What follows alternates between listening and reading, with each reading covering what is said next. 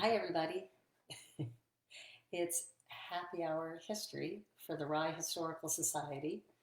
And I am, yes, in a new location, just trying to shake things up a little bit.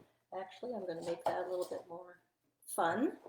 Um, and mostly because it's the perfect location to hold my computer so that I can read aloud that way. So we are continuing with Just Rye Harbor by the Claries, Thomas and Rosemary. And last week, part of the chapter, it was a longer chapter, so part of the chapter was along Harbor Road. And I'm going to just pick up a little bit before where it left off last week on page 42 in case you're following along. My name's Debbi Toohey, and it's History Happy Hour. And I'm going to toast to you. Happy Thanksgiving. Hope everybody was happy, well, healthy, and didn't eat too much turkey, got out to walk. And here we are, just another interesting event in 2020. It is Sunday, the 29th of November, 2020. Cheers to you.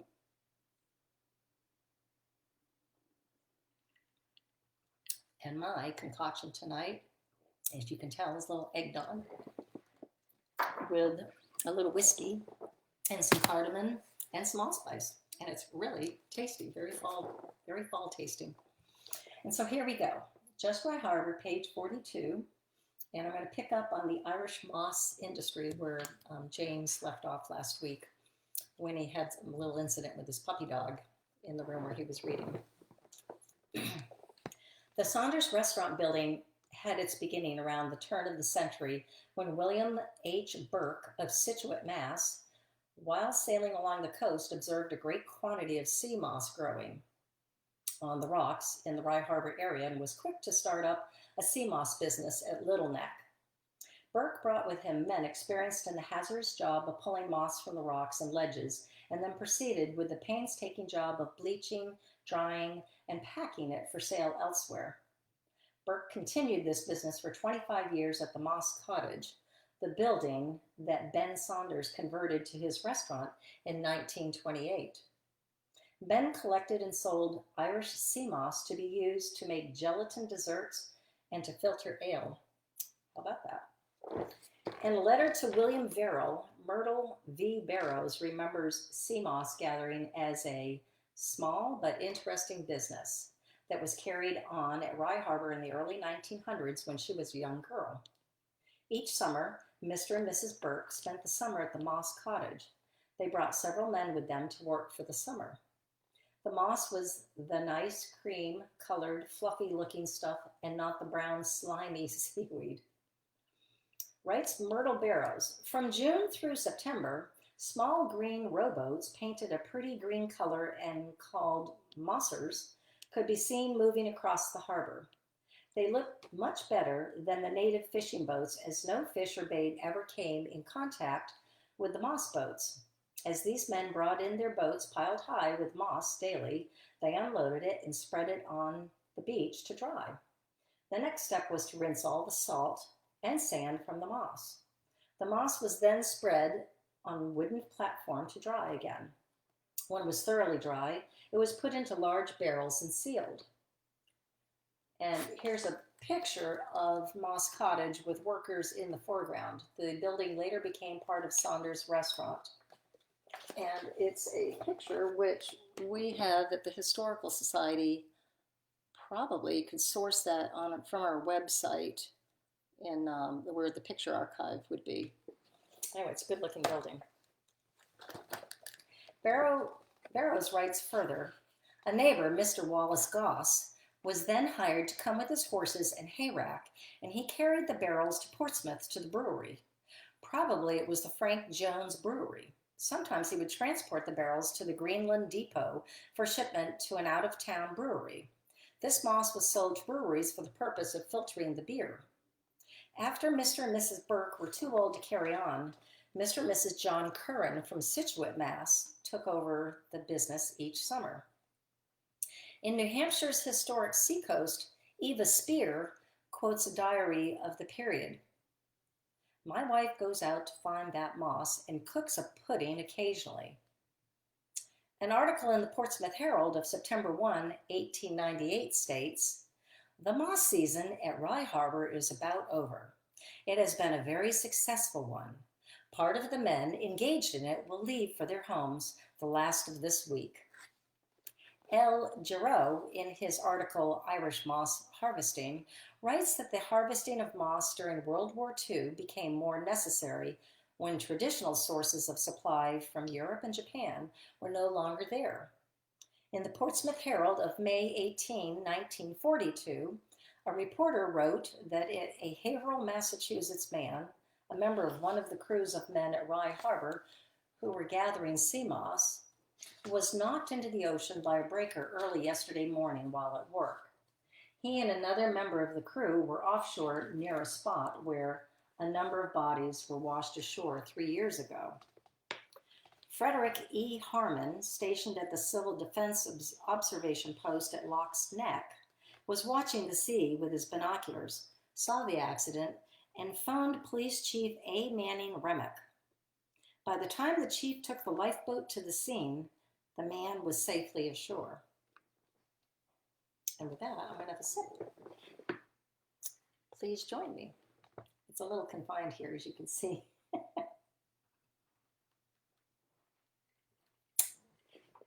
And it is tasty.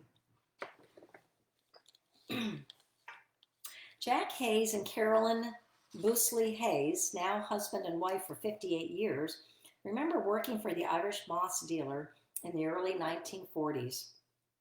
After storms, the moss would wash up on the south side of the harbor, and it would be gathered and taken to the Verrill Barn on Harbor Road, where Jack and Carolyn and her sister Dorothy Corso and brother Melville would sort out the moss from the other seaweeds. Jack was also hired to row a dory out to Rye ledges, where he would rake up to 500 to 600 pounds of moss, then row back to the harbor. "I got paid 2 cents a pound," Jack recalls, but $10 was a lot back then. The red algae called Irish sea moss, which is Chondrus crispus, from the, good luck, Gigantiaceae family, that's definitely Latin, is traditionally found near the low water mark, growing in the dense mats of coarse tufts that range in color from deep red to light green. It has been harvested for centuries in Ireland.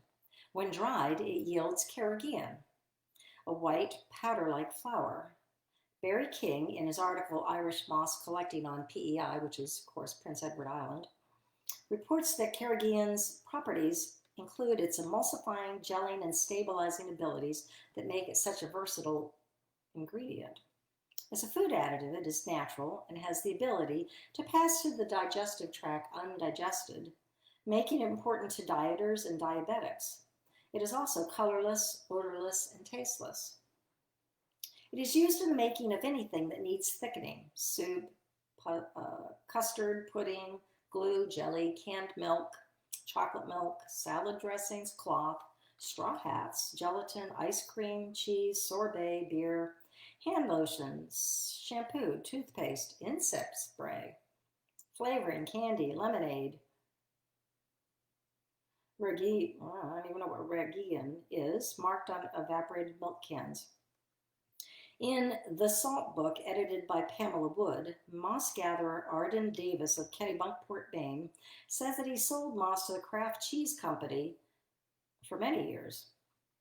Ken Kelly, in a 1997 National Fisherman article, reports that at a small area off of southwest Nova Scotia near Cape Sable, which is also known locally as Cape Island, 700 harvesters used to work 65 separate converse beds.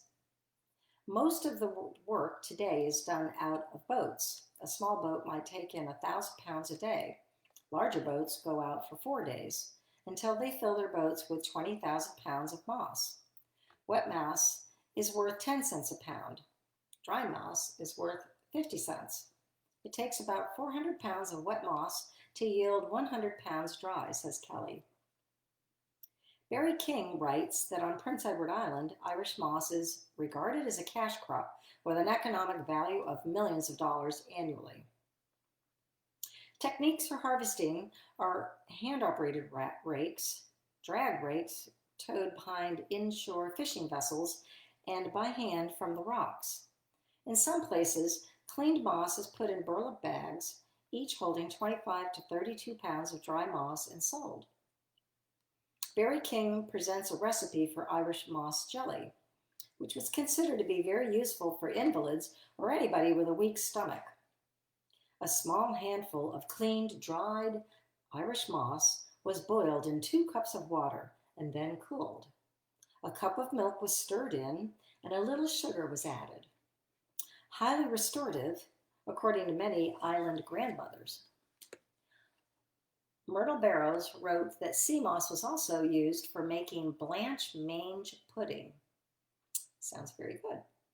She added in her 1981 letter, Mrs. Charles Rodding of Rye still makes it.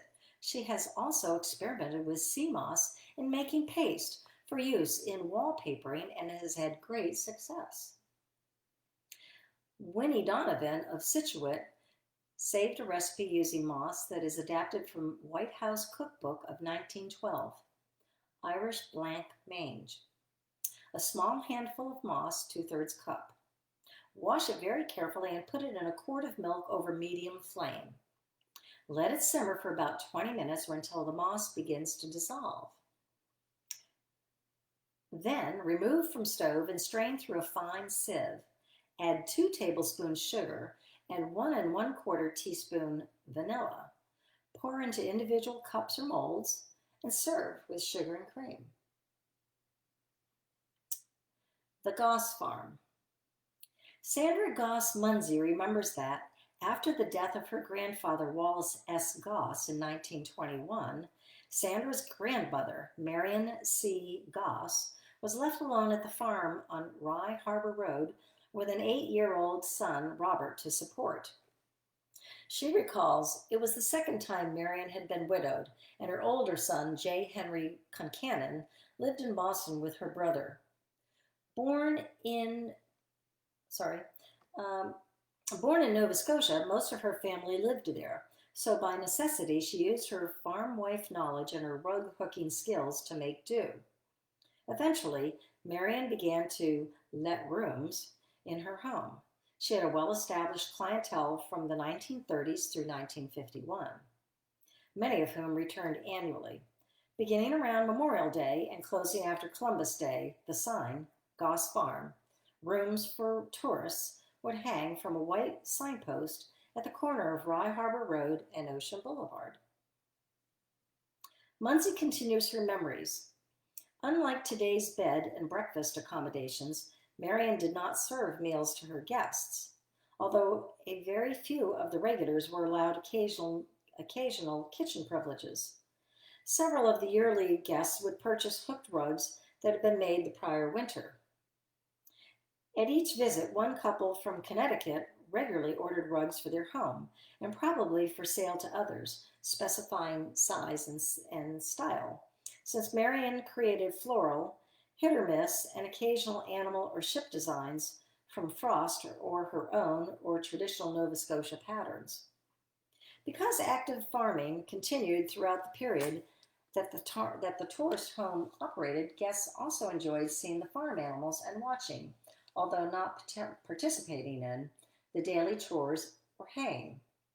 A short walk to Saunders Restaurant for meals attracted the guests, as did watching the fishermen and boaters in the harbor.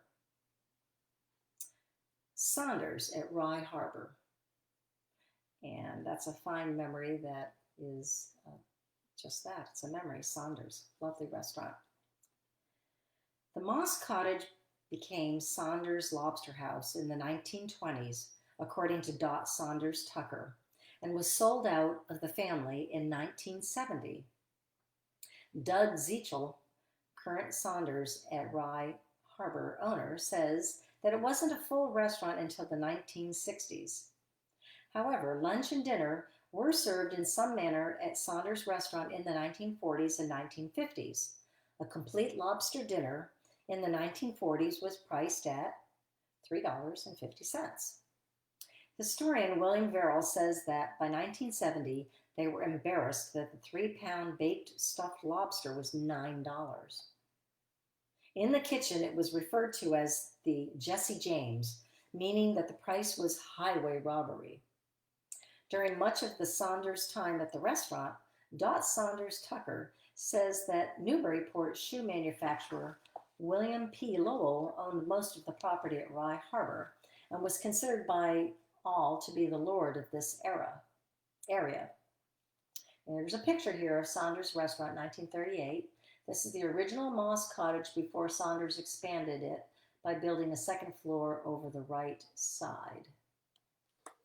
And here it is. There it is. There's the original.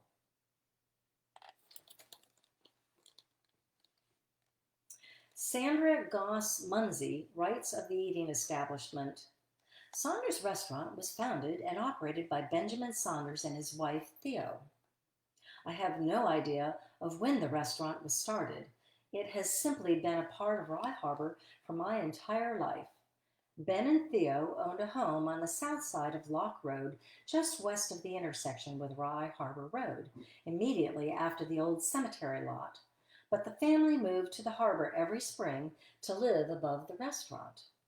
Their 3 daughters, Dorothy, Catherine, and Barbara, worked there, as did family in-laws. Over the years, many Rye teenagers found employment working for Ben and later Dorothy. Perhaps some of you watching might have been one of those teenagers. Ben kept a lobster boat and supplied the restaurant's needs, as well as purchasing lobsters from local lobstermen. A small lobster pound behind the kitchen on the edge of the harbor guaranteed that the lobster dinners were fresh. Eventually, the town of Rye appointed Ben as the harbor master. Editor note, state of New Hampshire appointment. It made sense. He was always right there, handy by. Goss continues. Although the restaurant seated only about 40 patrons, summer restaurants, residents, and the local folks alike favored Saunders. The only entrees served were lobster and steak. Several of their patrons suffered from shellfish allergy, hence the steak. Lobster, baked stuffed, broiled stuffed, boiled, Newburgh, salad, casserole, and of course stew appeared in order down the menu. Lobster stew topped the menu for me. Then came the desserts. Apple pie, blueberry pie, pecan pie to die for, and lemon meringue pie that has never been matched in my estimation. For those patrons who needed something on their pie or a little smaller dessert, and for the kids, ice cream filled the bill. Any kind you wanted, as long as it was vanilla, strawberry, or chocolate. How practical.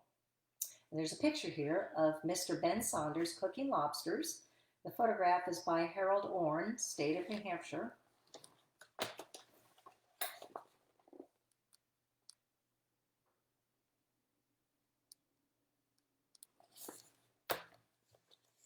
Sara Gossmunzee writes that eventually Dorothy and her husband, Joseph L. Bale Tucker, took charge of the kitchen. Bale handled the baking, broiling, and boiling. Dot kept the stew pot going on her own stove, as well as the Newburghs and lobster casseroles if there wasn't another cook in the kitchen. Theo filled that role for many years. Later, Blanche Ilsley became the other cook in the kitchen and continued making the wonderful pies and homemade rolls. During World War II, when Bale was in the military service, my mother, Frances Goss, cooked the baked and boiled lobsters and the Newburghs. Munzee remembers that, as a very young girl, I cleaned the restaurant silverware with Dot's youngest sister, Barbara. Ben used to pay us with ice cream. It seemed to be our job, too, to keep Ben's dogs from getting in the way of the kitchen workers. He knew what a thrill a rowboat trip out to his boat in the harbor would be to a little girl, another reward for silver polishing. During my college years, I took my turn one summer as a Saunders waitress. And here's a picture of Saunders Restaurant about 1960, DZ initials, And underneath it, it says sisters Barbara on the right and Pauline Cash of Portsmouth worked as Saunders waitresses in 1941. Hang on. Here we go. Oh, got the wrong one. Whoa, I'm terrible at this. There you go. There's the restaurant. And whoops. There. Oh, goodness. There are the waitresses. I'm so bad at that. Oh, well, you got a glimpse of them. Beginning in 1970, Doug Zichel called his new business Saunders at Rye Harbor, expanding the original Saunders building into a full-service restaurant open year-round. The large deck is popular with summer visitors, and the restaurant is also host to many weddings and other receptions throughout the year.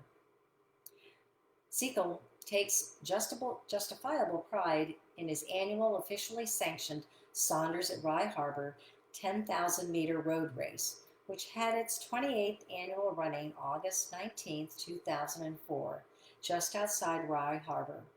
That race had 349 athletes finish. They hailed from New England and New York, with a sprinkling from Oregon, Maryland, Florida, and Washington, D.C. The start line is on Route 1A just in front of Rye Harbor. The race route proceeds south on 1A, takes a right onto Cable Road, takes a right onto Central, takes another right onto Washington Road, before taking a last right onto 1A to arrive back at Saunders at Rye Harbor, with the finish line on Harbor Road. The thirst-quenching part of the affair follows the race. And Peter Randall, there's a note here, Peter Randall contributed to this chapter. And there's another picture here that I will show you. That's the harbor master at Rye Harbor, New Hampshire, need never go hungry. Saunders Wharf and Lobster Cooking Shack, photographed by A.A. Peterson. And you can even say, oh yeah, you can see the harbor master building, which is pretty cool because I walked down there today to take a look at the dredging and really enjoyed the harbor master area. There you go. And I believe that concludes our chapter. We're on page 51. And yes, indeed, it does. Next week, chapter 6 is about Ocean Boulevard opens easy access to Rye Harbor.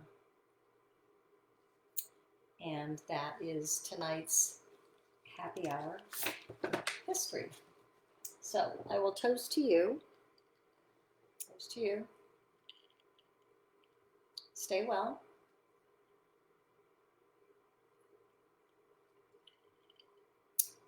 Tune in. Thank you for joining me. And it's actually, I was thinking about this today. It really is a pleasure to read aloud. It's been such a long time since our children were young when I used to read to them regularly aloud.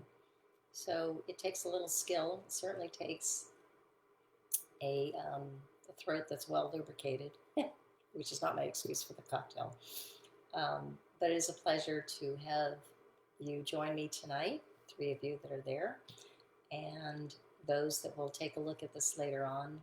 And I know that you're enjoying seeing the historic names, and some of them might be your relatives. And thanks for joining me. This is Debbi Toohey, board member for the Rye Historical Society, saying stay well, stay healthy. This is the close of November, just about one more day, dark as it is here, and see you next week. Bye. Thanks for joining.